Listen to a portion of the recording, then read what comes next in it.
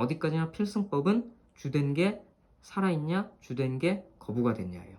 그동안 시험에 많이 나왔던 주제는, 자, 그래서 여러분 시험에 나왔을 때는 여러분들이 어떻게 푸시냐면, 이것만 잘 기억하시면 이거 필승법이에요. 여러분, 주된 게 날라갔는지 안 날라갔는지 보시면 여러분들 문제 풀 때 어려움이 없으실 것 같아요. 자, 여러분들 공부하실 때 인허가 의제와 관련해서 인허가 의제의 경우에 소송의 대상이 무엇인가 여러분들 많이 이렇게 어려워 하시는 것 같아서 제가 그 부분만 따로 떼어내서 설명드리고자 합니다. 교재는 여러분들 아무거나 보셔도 되고요. 자, 인허가 의제 중에서 여기 인허가 의제와 소송의 대상이라는 부분이 있을 거예요. 여기에 여러분 한번 보시면, 자, 그동안 여러분들 시험에도 많이 나오고 우리가 열심히 공부했던 판례 중에 하나가 이 판례죠. 인허가 의제시 쟁송의 대상이라고 해서 여러분들 여기 내용 한번 보세요.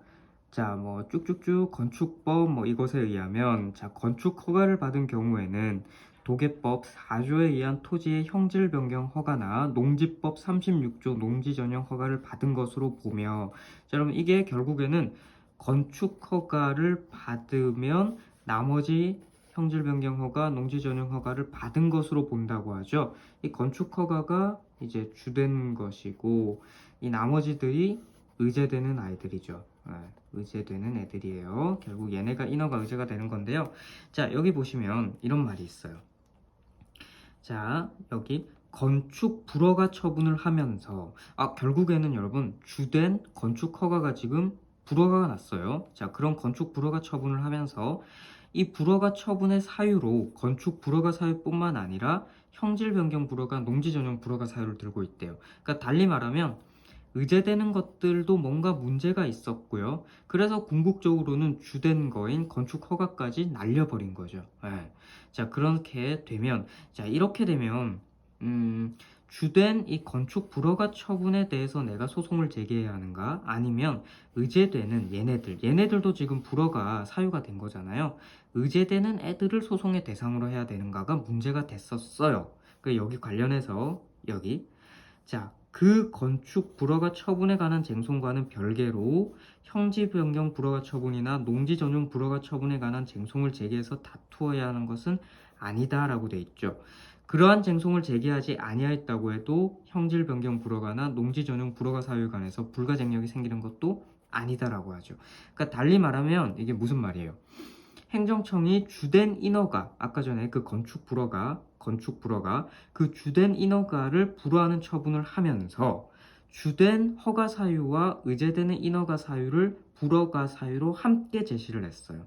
자, 그 경우에는 주된 것을 주된 거부 처분을 대상으로 쟁송을 제기해야 되는 것이지, 의제되는 것, 이거를 쟁송 대상으로 제기하면 안 된다 라는 게 우리가 그동안 많이 본 판례의 내용이에요. 결국에는 인허가 의제 시에 소송의 대상과 관련해서는 주된 것을 소송의 대상으로 해야 된다라는 게 그동안 우리가 많이 본 내용이죠. 자, 그런데 이것과 관련해서 2018년에 판례가 하나 나왔고요. 새로 그 판례 때문에 여러분들 공부할 때 좀 많이 헷갈리실 것 같아요. 자, 먼저 그 판례를 한번 볼게요.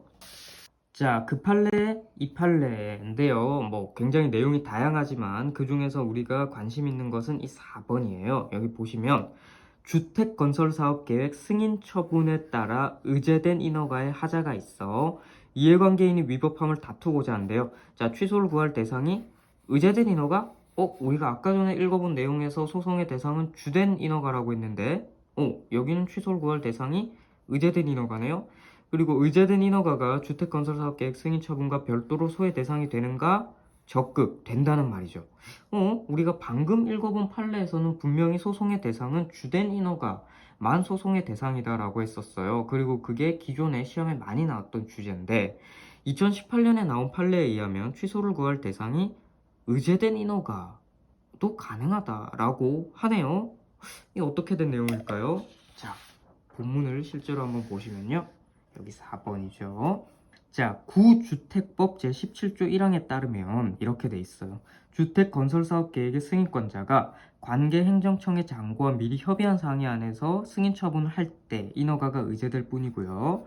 자, 각 호에 열거된 모든 인허가 등에 관해서 일괄 사전협의를 거칠 것을 주택건설사업계획 승인 처분의 요건으로 규정하고 있지 않대요.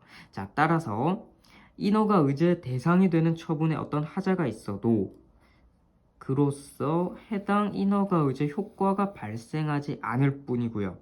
자, 그러한 사정이 주된 거 이거 있죠? 주된 주택건설사업 계획 승인 처분 자체 위법 사유가 될 수는 없어요. 자, 또한 의제된 인허가는 통상 인허가와 동일한 효력을 가지므로 적어도 부분 인허가 의제가 허용되는 경우에는 효력을 제거하기 위한 법적 수단으로 의제된 인허가의 취소 철회가 허용될 수 있고요. 이러한 직권 취소나 철회가 가능한 이상 그 의제된 인허가에 대한 쟁송 취소 역시 허용된다는 것이죠. 자, 이것을 여러분 조금 풀어서 한번 써볼게요. 여기 보시면 자, 우리가 여러분 그동안 시험에 많이 나왔던 주제는 자, 보세요. 예를 들어 주된 것이 있고요. 의제된 것이 있죠. 주된 것이 있고 의제된 것이 있어요. 자, 이게 그동안 많이 봤던 판례 뭐냐면 의제되는 것이 뭔가 하자가 있어요. 하자가 있고 자, 어쨌든 이 의제되는 거에 뭔가 뭐 문제가 있어가지고 이 주된 것도 뭔가 문제가 생길 수가 있겠죠. 그래서 이 주된 것을 거부해버려요. 그러면 여러분 의제되는 거에 뭔가 문제가 있어서 주된 게 지금 날아가 버렸죠. 그러면 내 입장에서는 의제되는 것을 굳이 소송의 대상으로 삼을 이유가 없죠. 나는 이 의제되는 게 중요한 게 아니라 주된 거를 받기 위한 거, 주된 거를 내가 받으려고 지금 그게 지금 중요한 거잖아요. 주된 거를 받는 거. 근데 결국에는 의제되는 거에 문제가 있어서 이게 뭐 날아가는 거는 뭐 당연한 건데 이것 때문에 내가 궁극적으로 받고자 했던 주된 건설 허가 같은 거, 건축 허가 같은 거 그런 게 날아가 버린 거예요. 이거 거부가 된 거죠. 그럼 이 경우에 소송의 대상은 이거라는 거죠. 이거라는 거죠. 자, 이게 지금 그동안 우리가 많이 봤던 판례예요. 자, 근데 방금 우리가 읽어본 2018년의 판례는 뭐냐면 이런 건데요. 자, 이렇게 주된 게 있고요. 마찬가지로 의제된 게 있어요. 자, 이번에 2018년 판례는 뭐냐면 의제되는 거 마찬가지로 뭔가 하자가 있어요. 그래서 행정청이 의제되는 것만 날려버렸어요. 이것만 날려버렸어요. 그리고 주된 거는 그냥 승인을 했어요. 자, 이런 케이스예요. 이런 케이스예요. 자, 여러분 위의 케이스와 비교해서 그동안 우리가 봤던 판례는 주된 게 날라가서 주된 거 자체가 거부된 거 2018년에 나온 판례는 의제된 것만 날라갔고요. 주된 것은 거부되지 않고 승인된 케이스예요. 자, 이렇게 되면 여러분 생각이 어때요? 소송의 대상으로 삼고 싶은 게 딱 봤을 때 어떤 거예요? 만약에 여러분 주된 거를 내가 소송의 대상으로 삼는다 그러면 이 주된 거는 내가 지금 받았잖아요? 받았는데 소송의 대상으로 삼아서 이것까지 날려버리는 것은 내 생각이 아니죠. 결국에는 이거는 내가 받았으니까 이건 나에게 너무 좋은 거잖아요. 이거는 남겨두고 결국에는 의제된 거 이게 지금 거부가 됐으니까 이것만 소의 대상으로 삼겠다 라는 것이죠. 그러니까 이게 2018년 판례고요. 이게 지금 그동안 우리가 본 판례예요. 이렇게 돼요. 자, 그래서 여러분 시험에 나왔을 때는 여러분들이 어떻게 푸시냐면 딱 문장을 볼 때 의제되는 거에 문제가 있어서 주된 게 날아간 것이냐 주된 게 이렇게 거부가 된 것이냐 그러면 소송의 대상은 주된 게 소송의 대상이고요. 주된 인허가가. 그런데 이거 2018년에 나온 판례처럼 의제된 것에 뭔가 문제가 있다. 그런데 주된 것 자체는 승인이 됐다. 그러면 주된 거를 굳이 소송의 대상으로 할 필요는 없잖아요. 그러니까 의제된 것만 소의 대상으로 삼는다. 이거예요. 시험에 딱 나왔을 때 주된 게 날라간 케이스인지 거부된 케이스인지 주된 게 승인이 된 케이스인지에 따라서 소의 대상이 달라요. 이것만 잘 기억하시면 이거 필승법이에요, 여러분. 주된 게 날라갔는지 안 날라갔는지 필승법이에요. 이것만 딱 보시면 여러분들 문제 풀 때 어려움이 없으실 것 같아요. 그래서 이 문장 다시 한번 보세요. 자, 이 문장 다시 한번 보세요. 여기도 보시면 자, 인어가 의제 대상 되는 처분, 인어가의 의제 대상이 되는 처분, 의제되는 거에 어떤 하자가 있어요. 그 하자가 있더라도 그로써 해당 인어가 의제 효과가 발생하지 않는 것은 일단 맞는데 주택건설사업계획 승인, 자, 이게 주된 거죠. 이것의 위법 사유는 될 수 없다라고 하죠. 그러니까 주택건설사업계획 승인 처분은 날리지 않는 거예요. 거부하지 않고 이거는 승인을 해준 거예요. 그러면서 의제되는 것만 거부하는 거죠. 날린 거죠. 자, 이렇게 된 경우에 여기 보시면 적어도 부분 인허가 의제가 허용되는 경우에는 의제된 인허가의 취소나 철회가 허용될 수 있고 의제된 인허가에 대한 쟁송 취소 역시 허용된다라고 하죠.